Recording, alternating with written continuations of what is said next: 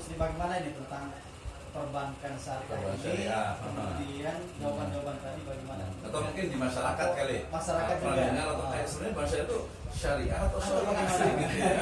Kita tadi kok bahasa tuh. Kalau ini pengamatan subjektif saya terkait dengan perbankan, itu kan sebenarnya masyarakat sekarang itu melihat praktisnya. Nah, betul. Praktisnya. Artinya ketika bank konvensional itu lebih menawarkan sesuatu yang lebih praktis, maka kemungkinan kemudian masyarakat itu beralih ke hal-hal yang lebih praktis itu. Nah, kemudian apalagi kalau bank syariahnya tidak bisa bersaing dengan masalah yang dihadapi oleh masyarakat itu, maka kemudian bank syariah juga bisa tidak mendapat tempat. Nah, oleh karena itu dalam kajian ini memang banyak sekali ya hal-hal yang harus dibahas, dan sebagai masukan saja mungkin nanti kita bahas tematik saja. Misalnya temanya apa.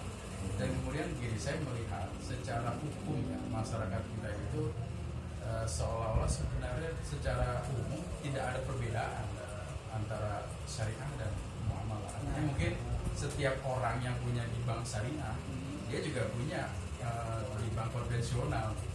Nah, misalkan sekarang ketika orang untuk melaksanakan ibadah haji saja, itu kan baik konvensional maupun syariah menerima ya untuk pendaftaran seseorang itu untuk melaksanakan ibadah haji itu. Maka kemudian kalau saya pernah membaca tulisan Quraisyah misalkan ya, ulama Indonesia itu tentang mengabang, dia tidak menjawab secara langsung itu haram, tapi banyak pakar-pakar dikemukakan yang menunjukkan itu.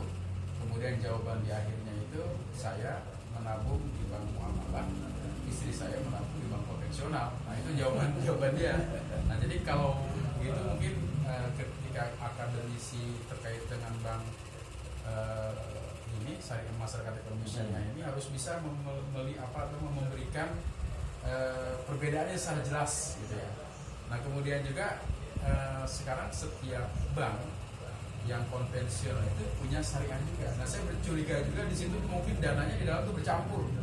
Ini syariah, nah, sehingga ada orang yang udah dia menyimpan di bawah bantal saja kan. Iya, ada sih.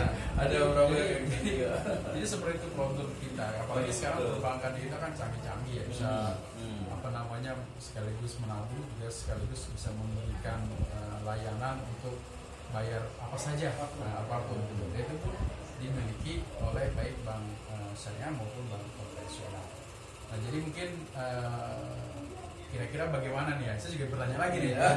Oh, gantian aja gitu ya. Boleh aja nih, karena memang secara kepakaran Dr. Wisno ya tentang ekonomi syariah ini, pertama yang nanti kajian kita itu secara hukum, Pak. Kita lihat dulu secara hukum. Kemudian hal-hal yang terkait di dalamnya. Karena menurut saya ini seorang awam dalam ekonomi ya, itu nggak ada perbedaan antara ekonomi syariah dan ekonomi konvensional.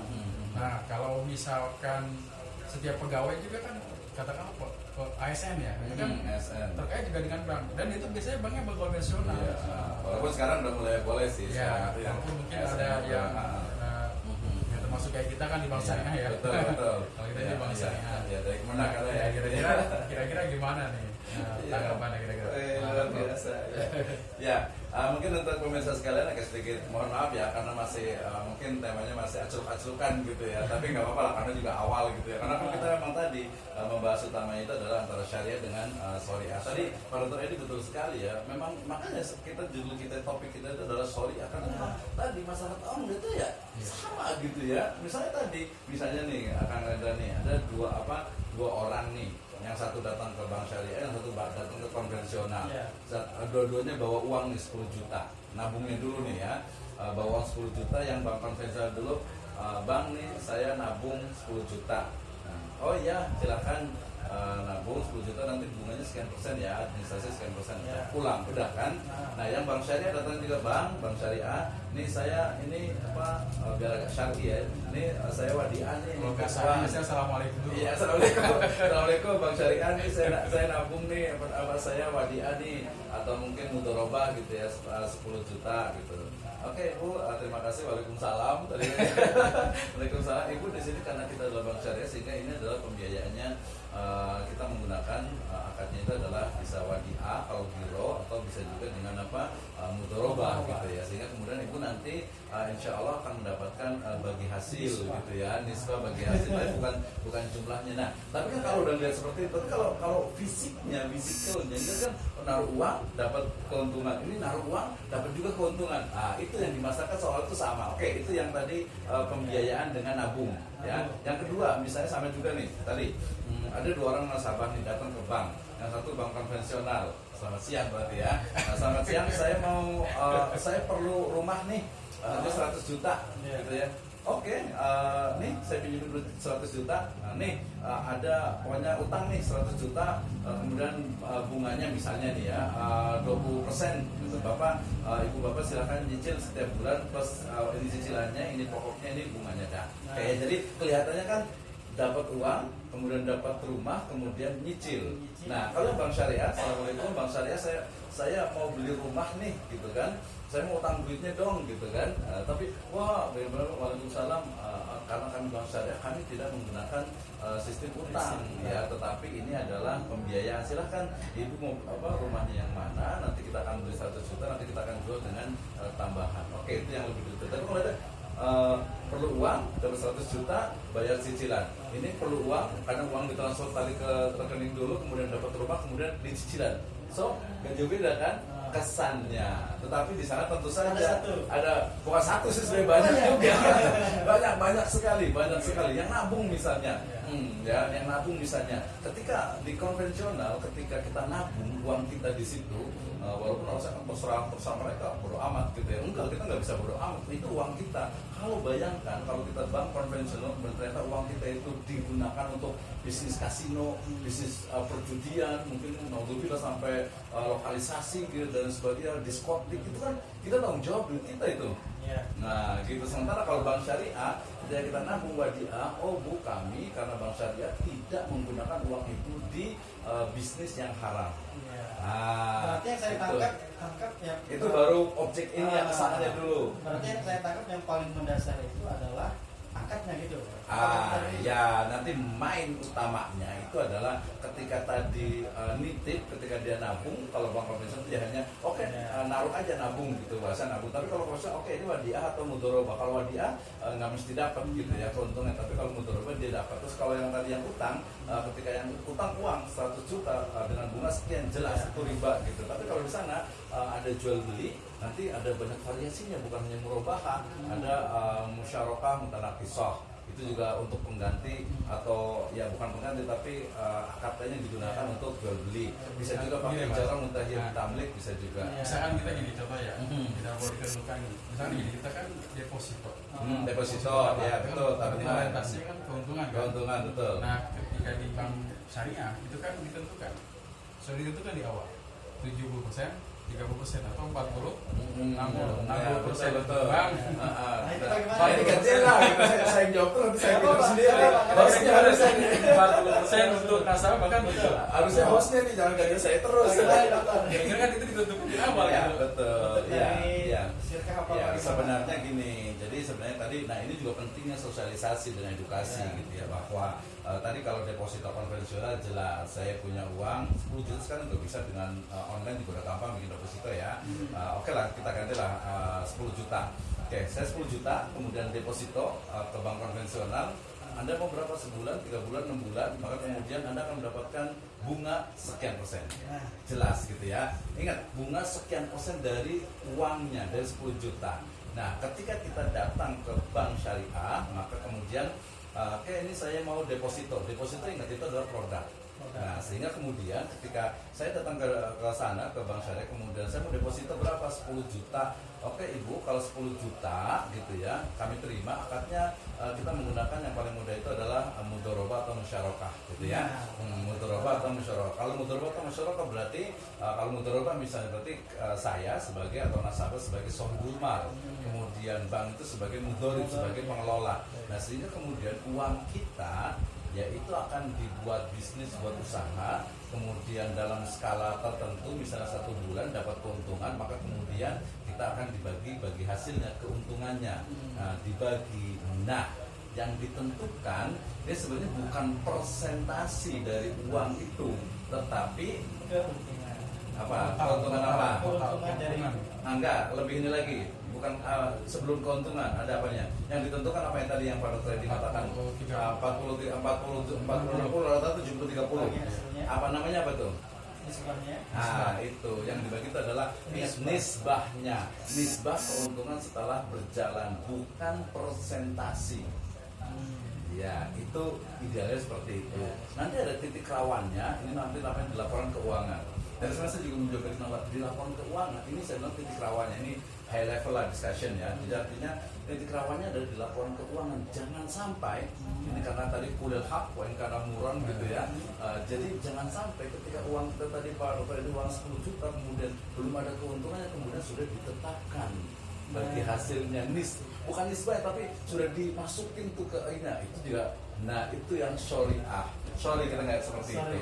Iya, itu sorry seperti itu. Jadi sebenarnya berbeda, tapi kemudian ada titik rawannya gitu. Jadi karena tadi itu nisbahnya yang ditentukan 70-30, 40-60 itu nisbahnya, bukan persentasinya.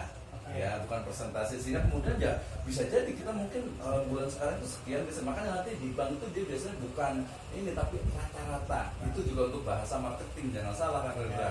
Jadi misalnya BPRS biasanya nih dia buat marketing bahasanya itu adalah istilahnya itu bagi hasil setara dengan sekian persen. Ingat kata-kata setara dengan kurang lebih atau rata-rata. Atau mungkin bisa juga dengan bulan-bulan sebelumnya.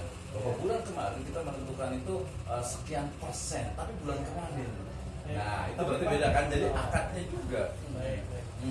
Nah, ini titik rawannya tadi kan di bagian nisbahnya itu dari awal sudah ditentukan.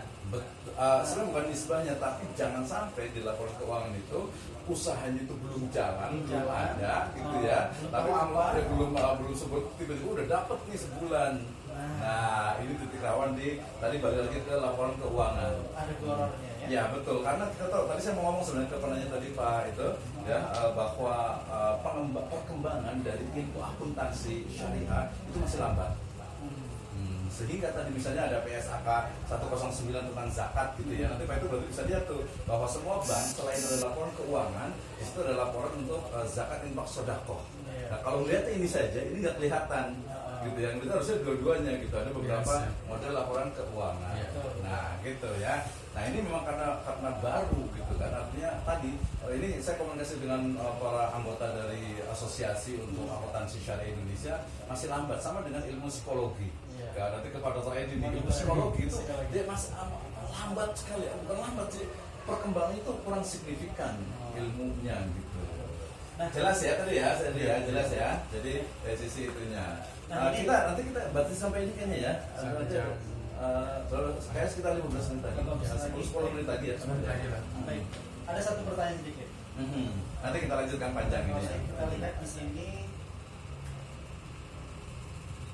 Baik, di grup podcast Pusmesiva ya, teman-teman semua ya, silakan dari ada yang mau nanya nih di grup. Ya, langsung aja deh. Saya bacakan ya. Ya, silakan. Dari Bapak Julfikhi. Salah satu produk pembiayaan di Bank Syariah adalah mudharabah.